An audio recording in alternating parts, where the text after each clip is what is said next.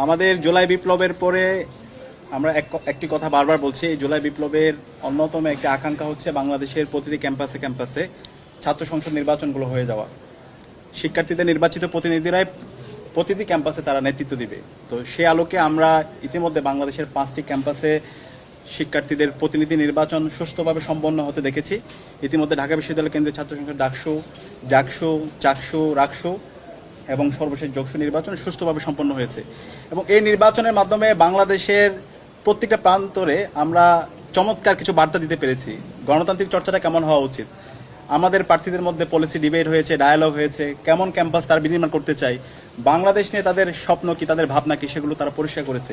এবং সারা দেশব্যাপী একটা ঐক্যবদ্ধ বাংলাদেশের প্রতিচ্ছবি আমরা এই নির্বাচনের মাধ্যমে দেখতে পেয়েছি।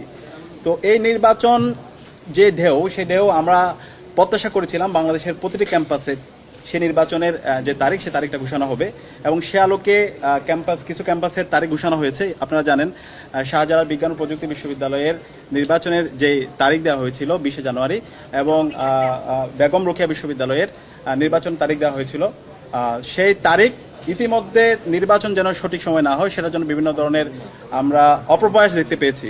গতকালকে নির্বাচন কমিশন থেকে একটি প্রজ্ঞাপন হয়েছে, সেই প্রজ্ঞাপনের উপর ভিত্তি করে নির্বাচন বন্ধ করার জন্য আমরা অপপ্রয়াস দেখতে পেয়েছি। এবং এই অপপ্রয়াস দেখার সাথে সাথে আমরা গভর্নমেন্টের যারা অংশীজন আছে তাদের সাথে শাহজালাল বিজ্ঞান প্রযুক্তি বিশ্ববিদ্যালয়ের ভিসি থেকে শুরু করে প্রশাসনের সাথে আমরা কথা বলেছি। এবং আজকে সর্বশেষ নির্বাচন কমিশন এসেছি। আজকে নির্বাচন কমিশনার সাথে আমাদের ফলপ্রসূ আলাপ হয়েছে।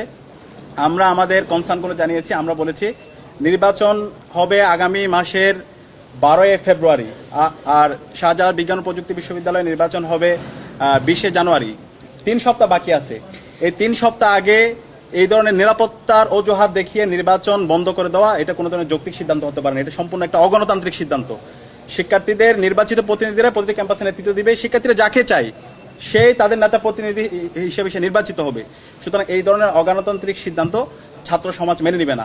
এবং এই নির্বাচনে প্রায় 4 কোটি তরুণ।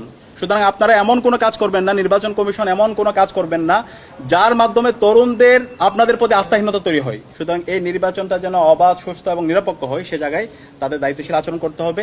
এবং ছাত্র সংসদের পক্ষ থেকে ঢাকা বিশ্ববিদ্যালয় কেন্দ্রীয় ছাত্র সংসদ দেশের সকল ছাত্র সমাজকে সাথে নিয়ে এবং সকল রাজনৈতিক দল, দীর্ঘ ফেসিবাদ বিরোধী যারা আন্দোলন করেছে, ছাত্র সংগঠন, সবাইকে সাথে নিয়ে আমরা আমাদের ক্যাম্পেইন আমরা জারি রাখবো।